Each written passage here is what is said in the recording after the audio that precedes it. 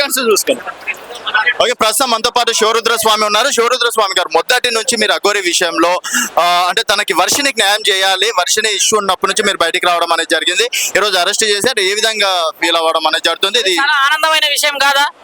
నువ్వు చెప్పు, ఒక గౌరవప్రదమైన తెలంగాణలో ఉన్నప్పుడు నీకు ఆనందం కాదా? ఒక అమ్మాయికి న్యాయం జరగాల ఆనందమే కదా.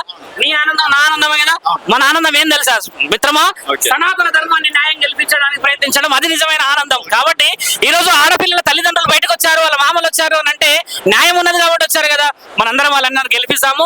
మీరందరూ సోదరులు మరియు మీడియా మిత్రులందరికీ కృతజ్ఞతలు కూడా ఎందుకు చెప్తున్నానంటే, మొదటి నుంచి మీరందరూ ప్రయత్నం చేసినందుకు. ఇలాంటి ప్రయత్నాలు ఇంకా చాలా ఉన్నాయి ముందుకు. ఇప్పుడు మోకిలా పోలీస్ అధికారులు ఏం నిర్ణయం తీసుకుంటారో, ఇక్కడ తెలంగాణ కమిషనర్ గారు ఏం నిర్ణయాలు తీసుకుంటారో, కాబట్టి ఇదంతా చట్టపరంగా పోయే నిర్ణయం. కాబట్టి మీ అందరు కూడా చెప్పేది ఒక విషయం, న్యాయాన్ని నిర్ధారించాంత శివరుద్ర స్వామి అనే స్వామి కేవలం వర్షిని కోసమేనా, మిగతా ఆడవారి కోసం కూడా ఈ విధంగానే ఫైట్ చేస్తుంటాడు? ఫైట్ చేస్తాం అందరు ఆడవాళ్ళ గురించి.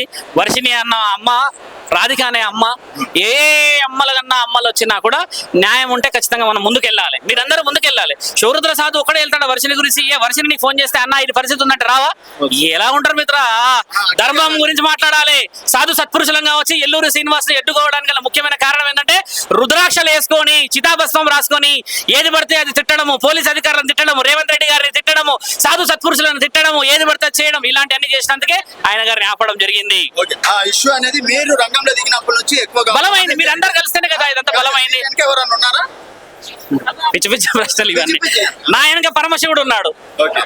నా వెనక ఎవరన్నా ఉంటే మీరు అన్నట్టుగా శ్రీనివాసు చెప్పిన విషయ వివరణలు చాలా వివరంగా ఉండేవి. మా ఆయనకున్నది పరమశివుడు, మేము మా పరమశివుడికి మాత్రమే తల ఉంచుతాం. సనాతన ధర్మాన్ని కాపాడుతామని బయటికి వస్తున్నారు కదా, అది అయ్యే పనేనా అంటారా? ఇప్పుడు ఆయన కూడా అఘోరి శ్రీనివాస్ కూడా ఫస్ట్ అదే వాక్యంతో బయటికి రావడం అనేది జరిగింది. ఇప్పుడు అలా ఉండదు. ఆయన గారు వచ్చారని చెప్పితే మీరు ఎలా నమ్ముతారు? ఆయన న్యాయం కాదా? సాధు సత్పురుషులు ఎలా ఉంటారని ఒక లెటర్ ఇచ్చాంగా. నిజమైన గురువులు బతుకున్నారు స్వామి, ధర్మం కాపాడండి. నమః శివాయ.